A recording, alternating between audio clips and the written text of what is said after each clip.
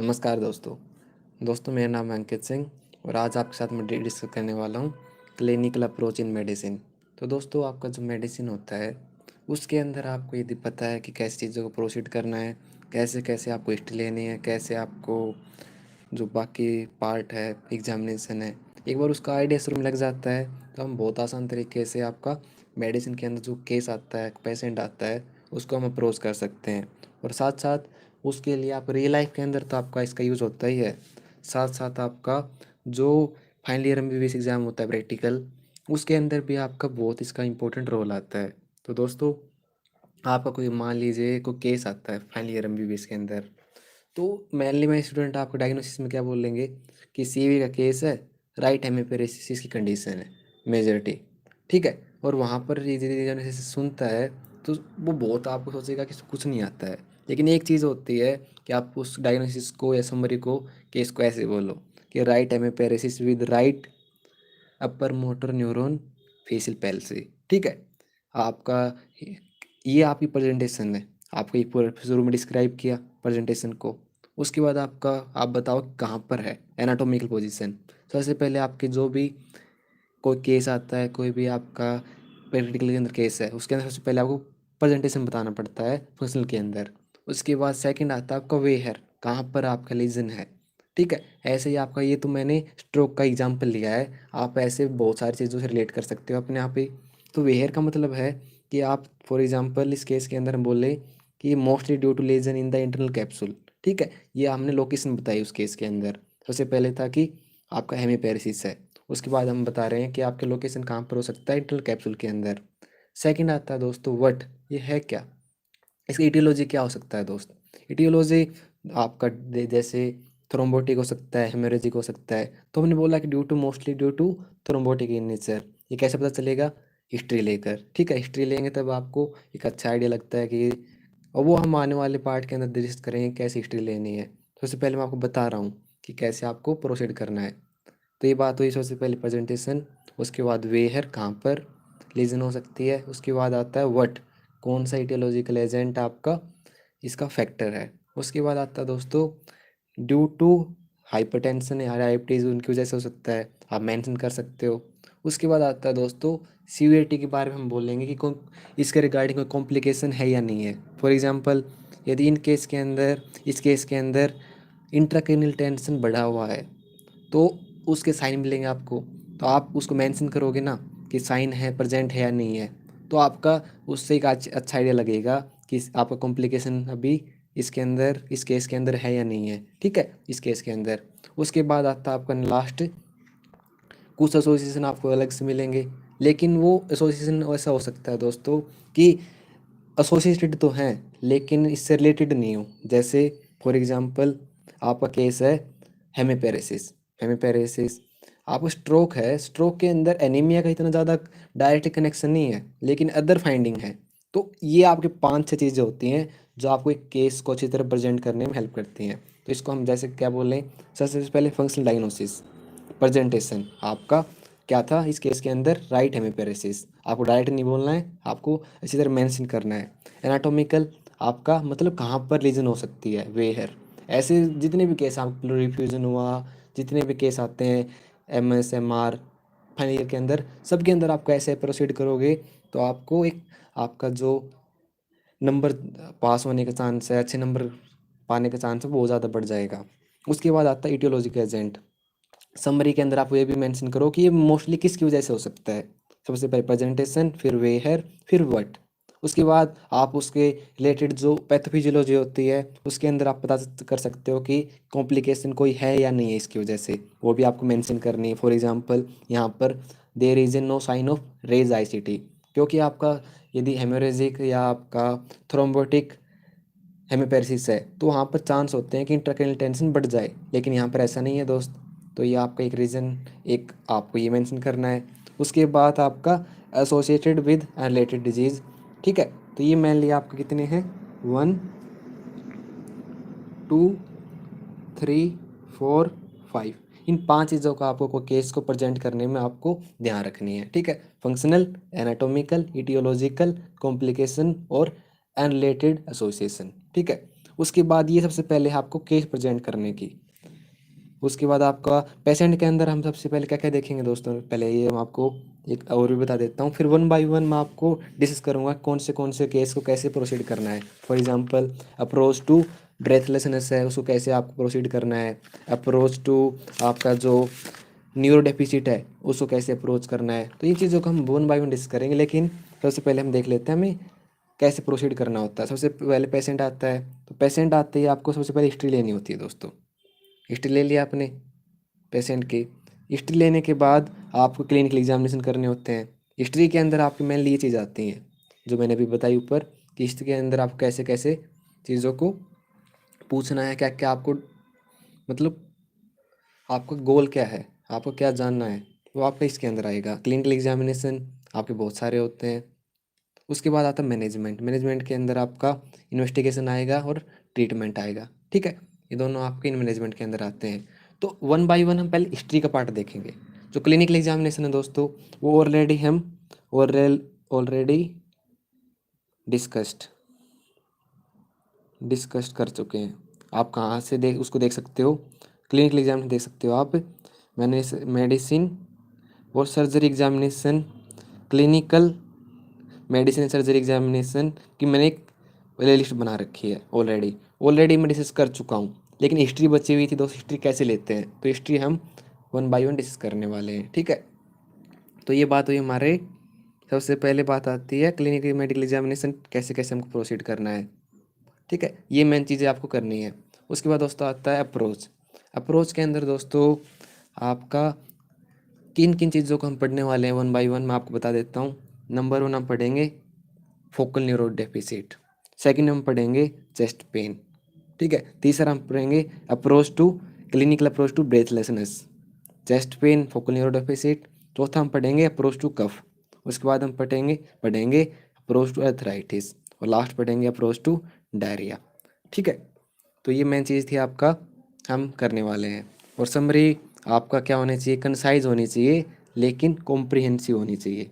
ये चीज़ें आपको देखनी है कोई भी केस आप प्रेजेंट कर रहे हो उसके अंदर, ठीक है। तो ये बात की हमने सबसे पहले एक ओवरव्यू के अंदर। तो हम नेक्स्ट टाइम स्टार्ट कर देते हैं दोस्तों।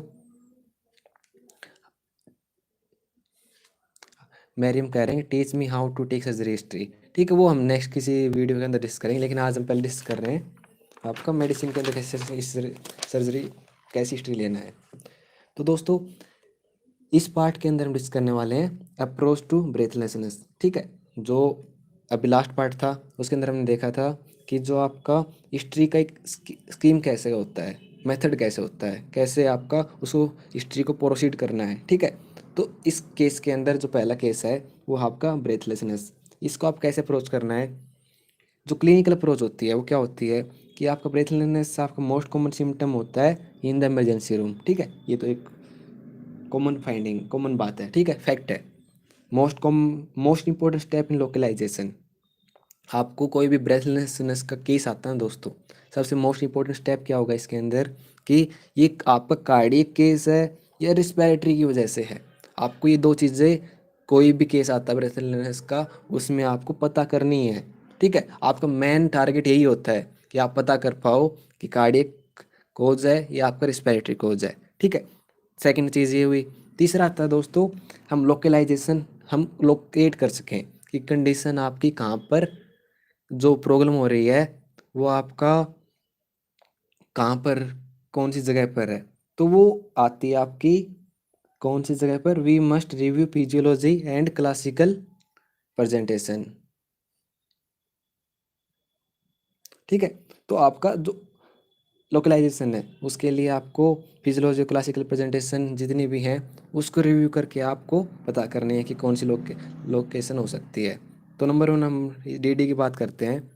डीडी होता है आपका कार्डियक रिस्पिरेटरी के अंदर कौन सी कंडीशन है। सिम्टम में डिफरेंस मिलेगा आपको, सिम्टम देख के हम थोड़ा डिफ्रेंशिएट कर सकते हैं कि कार्डियक कोज है या रिस्पिरेटरी कोज है ब्रेथलेसनेस का।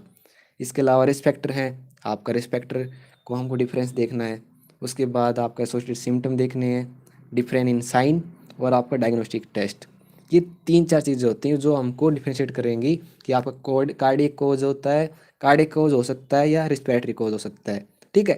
तो सबसे पहले मतलब आपका कोई भी केस होता है उसके अंदर साइन सिम्टम टेस्ट हुआ और रिस्पेक्टर हुआ, उसी से तो हम पता करते हैं कि क्या क्या डेडी हो सकता है। ठीक है, तो सबसे पहले हम बात करते हैं दोस्त, पहला जो पॉइंट होता है जो हमें देखना होता है कि कार्डियक कोज है आपका ब्रेथलेसनेस का या रिस्पिरेटरी, उसमें होता है कि एक्टिविटी के साथ एक्सर्शन। एक्सरसेशन मतलब आपका जो कार्डियक यदि प्रॉब्लम है तो आपका ये क्लासिकली प्रेजेंट मिलेगा, मतलब आप कुछ काम कर रहे हो तो ब्रेथलेसनेस बढ़ जा रही है, लेकिन रिस्पिरेटरी में इसका ज़्यादा रिलेशन नहीं होता है, वो रिलेटेड होता है, एपिसोडिक हो सकता है, प्रोक्सिमल हो सकता है, तो आपका एक्टिविटी से मेनली आपका कनेक्टेड ये आपका नहीं होता है। ठीक है, तो ये मेन पहली बात थी। सेकंड आता है दोस्त हमारा associated risk factors.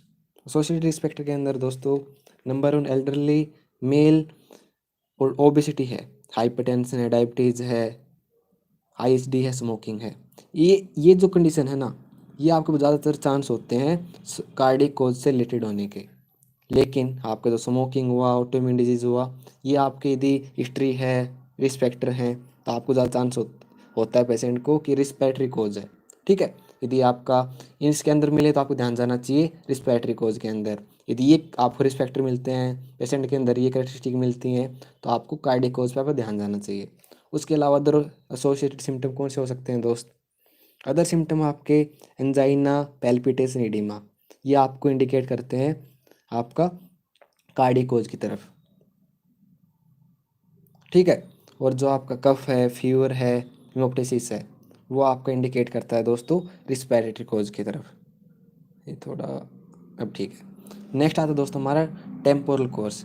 Temporal course क्या होता है कि आपका इसके अंदर जो कार्डियक कोज मिलेगा, आपका कार्डियक कंडीशन की वजह से यदि ब्रेथलेसनेस है तो हमें क्या मिलेगा, पहले ब्रेथलेसनेस है, फिर ब्रेथलेसनेस है, लास्ट में कफ आता है। लेकिन यदि रिस्पिरेटरी कोज है दोस्तों, आपका सांस लेने में प्रॉब्लम हो रही है, तो उसमें सबसे पहले स्टार्ट होता है कफ से। कफ पहले कफ आया, फिर कफ आया, बढ़ता है कफ, फिर आपको ब्रेथलेसनेस कंडीशन आती है। तो यदि ये कोर्स आपको हिस्ट्री से आपको पता चलता है कि पहले क्या स्टार्ट हुआ था, तो आप एक अच्छा आइडिया बता सकते हो कि ये जो सांस लेने में प्रॉब्लम है, ब्रेथलेसनेस है, वो आपकी कार्डियक कोज की वजह से है या रिस्पिरेटरी कोज की वजह से है। तो आपकी ये मेन मेन चीज़ें हैं। ठीक है, उसके बाद नेक्स्ट आता है दोस्तों हमारा साइंस। तो साइन देख के हम क्या पता, कौन से साइन देखते हैं जो आपको बताएंगे कि ये जो ब्रेथलेसनेस है वो आपका किसकी वजह से है। नंबर 1 आता है जनरल एग्जामिनेशन। जनरल एग्जामिनेशन के अंदर दोस्तों pulse, BP, respiratory rate, cyanosis देखेंगे। ये आपकी जो चीज़ें हैं जनरल एग्जामिनेशन, वो आपका ये बताएंगी कि सीवियरिटी कितनी है। ठीक है, मतलब माइल्ड है, मॉडरेट है, ज़्यादा प्रॉब्लम है, लेकिन इनसे आपका कोज ज़्यादा पता नहीं चलता है। लेकिन जो ऑस्कल्टेशन फाइंडिंग होती है दोस्त, उसके अंदर आपको कोज का आइडिया लग जाता है। फॉर एग्जांपल कार्डियक के अंदर आपको मिलेगा इंस्पायरेटरी क्रिपिटेशंस, और इंस्पायरेटरी कंडीशन यदि है तो उसके अंदर आपको क्या मिलेगा, एक्सपायरेटरी वीज। ठीक है, ये आपको दोनों डिफ्रेंशिएट करने में हेल्प करते हैं ऑस्कल्टेशन फाइंडिंग कि आपका कार्डियक कोज है या रिस्पिरेटरी कोज है ब्रेथलेसनेस का। और लास्ट आता है आपका टेस्ट। टेस्ट में दोस्तों ईसीजी, एक्सरे, बीज करवाते हैं। ये हो सकता है कि आपका आइडेंटिफाई ना कर पाएँ, लेकिन जो आपका एक सबसे बेस्ट टेस्ट होता है वो होता है pro BNPSA, best test to differentiate between cardiac versus respiratory cause in emergency department. ठीक है, तो ये आपको ध्यान रखना है कि कैसे कैसे हम आपका डिफरेंट डिफरेंट जो अप्रोच हैं उनको हम देखेंगे। ठीक है, तो ये बात थी हमारे ब्रेथलेसनेस की। नेक्स्ट हम आते हैं दोस्तों, हमारा नेक्स्ट टॉपिक है अप्रोच। तो दोस्तों ये इस पार्ट के अंदर हम डिस्कस करेंगे अप्रोच टू न्यूरो डेफिसिट। तो न्यूरो डेफिसिट आपके से पहले मैं आपका जो पहला पार्ट था उसके अंदर आपको सबसे पहले हमने ये देखा था कि आपका कैसे चीज़ों को प्रोसीड करना है, कैसी हिस्ट्री लेनी है। उससे पहले उसके बाद हमने जो ब्रेथलेसनेस का अप्रोच थी वो देखा था कि कैसे हम कार्डियक और रिस्पिरेटरी कोज को डिफरेंशिएट करेंगे। इस वीडियो के अंदर हम देखेंगे कि जो अप्रोच है न्यूरो डेफिसिट की वो आपको कैसे करना है, और न्यूरो डेफिसिट का केस आता है आप उसको कैसे अप्रोच करोगे। तो आपको याद रखना है, सबसे पहला पॉइंट आता है इसके अंदर मोस्ट कॉमन प्रेजेंटेशन होती है इन न्यूरोलॉजी केस। ठीक है, आपको न्यूरो डेफिसिट आपका हेमिप्लेजिया हो या पैराप्लेजिया हो, उसके अंदर मोस्ट कॉमन प्रेजेंटेशन आपको ही मिलती है। उसके बाद आता है इसके अंदर मोस्ट इंपॉर्टेंट स्टेप होता है लोकलाइजेशन ऑफ वो होता है आपका क्या, वेयर इज़ द लीजन, आपका मोस्ट इंपॉर्टेंट स्टेप होता है कि आपको ये पता करें कि आप कहाँ पर प्रॉब्लम है। ठीक है, सबसे इंपॉर्टेंट यही होता है लोकलाइजेशन, न कि आइडेंटिफाई तो बहुत जल्दी हो जाता है कि दोस्त आपका न्यूरो डेफिसिट है या नहीं है, लेकिन लोकलाइजेशन करना सबसे ज़्यादा इंपॉर्टेंट और डिफ़िकल्ट पार्ट ही बोल सकते हैं। इसके अलावा आपको लोकलाइजेशन करने के लिए दोस्त आपको क्या पता होना चाहिए, तो फिजियोलॉजी के बारे में और क्लासिकल प्रेजेंटेशन के बारे में, जो डिफरेंट लोकेशन की वजह से डिफरेंट लोकेशन की वजह से डिफरेंट आपके साइन सिम्टम मिलेंगे, डिफरेंट आपके प्रेजेंटेशन मिलेंगे। तो नंबर 1 आता है दोस्तों, सबसे पहले हम पता करें कि आपका जो लीजन है वो आपका पैरामिडल ट्रैक के अंदर है, एक्स्ट्रा पैरामिडल ट्रैक के अंदर है, क्योंकि जो आपके ट्रैक्ट होते हैं मेनली 2 पार्ट के अंदर डिवाइड करते हैं, पैरामिडल एंड एक्स्ट्रा पैरामिडल। तो जो पैरामिडल है वो आपका प्लान करता है, इनिशिएट करता है, एक्शन को एग्जीक्यूट करता है। लेकिन जो एक्स्ट्रा पैरामिडल जो सिस्टम होता है न्यूरो के अंदर, वो आपका कोऑर्डिनेट, जो बहुत सारे मूवमेंट होते हैं, बहुत सारे एक्शन होते हैं, उनको कोऑर्डिनेट करता है। ठीक है, मेन फंक्शन आपको पता होना चाहिए दोस्तों। उसके बाद आपका इसको आइडेंटिफाई करने के लिए पता होना चाहिए कि मेन मोटर पाथवे होता है पैरामिडल और एसेसरी मोटर पाथवे होता है एक्स्ट्रा पैरामिडल। ये आपका पैरामिडल क्या करता है, इनिशिएट मोटर मूवमेंट, और ये आपका कोऑर्डिनेट करता है मोटर मूवमेंट को। इसके अंदर आपका पावर लॉस ज़्यादा होता है कंपेयर टू टोन, तो power less is more than tone. इसके अंदर आपका हाइपरटोनिया मोर देन वीकनेस। ठीक है, क्योंकि इसके अंदर टोन का डिफेक्ट है दोस्त, तो आपका इसके अंदर पावर के अंदर प्रॉब्लम नहीं आएगी, टोन के अंदर है, वीकनेस आपको नहीं मिलेगी, बस टोन के अंदर चेंज होगा, या तो हाइपर है या हाइपो है। इसके अंदर आपका मेन पाथवे होता है, तो इसके अंदर पावर लॉस ज़्यादा होता है पैरामिडल के अंदर दोस्तों। उसके बाद दोस्त आता है आपका नेक्स्ट फीचर आती है जो आप पैरामिडल को इंडिकेट करती है, वो होती है स्पास्टिसिटी या प्लेसिडिटी। ये स्पास्टिसिटी किसके अंदर मिलती है, अपर मोटर न्यूरॉन के अंदर। प्लेसिडिटी किसके अंदर मिलती है, लोअर मोटर न्यूरॉन के अंदर। ठीक है, ये आपकी इंडिकेशन दोनों होती हैं पैरामिडल ट्रैक के अंदर लीजन की। उसके बाद आपको जो रिजिडिटी होती है दोस्तों, वो आपका एक्स्ट्रा पैरामिडल की फीचर होती है, क्योंकि ये टोन की प्रॉब्लम है। बहुत एगोनिस्ट एंटागोनिस्ट ग्रोथ मसल के अंदर आपको मिल सकती है। वेलोसिटी डिपेंडेंट हाइपरटोनिया यदि है तो हम बोलेंगे, मतलब उसका इंडिकेट करेगा वो, आपका इंडिकेट करता है वो पैरामिडल लीजन को। लेकिन यदि एक्स्ट्रा पैरामिडल लीजन है तो आपका वेलोसिटी इंडिपेंडेंट आपका हाइपरटोनिया होता है। एग्जाम्पल क्या कहें दोस्त इसके, एग्जाम्पल हैं हेमीप्लेजिया, पैराप्लेजिया, न्यूरोपैथी। ये एग्जाम्पल आपके पैरामिडल के। और नेक्स्ट आता है दोस्तों आपका एक्स्ट्रा पैरामिडल के अंदर जो पार्किंसन डिजीज़ है दोस्तों, वो आता है आपका एक्स्ट्रा पैरामिडल जो लीजन है उसके अंदर। इसके अंदर हेमीप्लेजिया, पैराप्लेजिया, न्यूरोपैथी, और इसके अंदर पार्किंसन डिजीज़। ये आप सबसे पहला स्टेप होता है पैरामिडल को डिफरेंशिएट करना। नेक्स्ट दोस्तों आता है हमारा सेकंड थिंग होता है, यदि पैरामिडल है तो कौन सा, अपर मोटर न्यूरॉन लीजन है या लोअर मोटर न्यूरॉन लीजन है। ये सेकंड स्टेप होता है दोस्त हमारा न्यूरो डेफिसिट के अंदर। तो इसके अलावा हमें जो डिफरेंट स्टेप होते हैं कि कौन से आपको कैसे प्रोसीड करना है, वो हम नेक्स्ट पार्ट के अंदर डिस्कस करेंगे कि अपने डेफिसिट को कैसे अप्रोच करना है। ठीक है, तो हम एक बार इस वीडियो को मैं स्टॉप करूँगा, फिर नेक्स्ट वीडियो के अंदर हम कंटिन्यू करेंगे उसके अंदर। अभी 2 मिनट के अंदर मैं फिर से लाइव आ जाऊँगा। तो थैंक यू, बाय।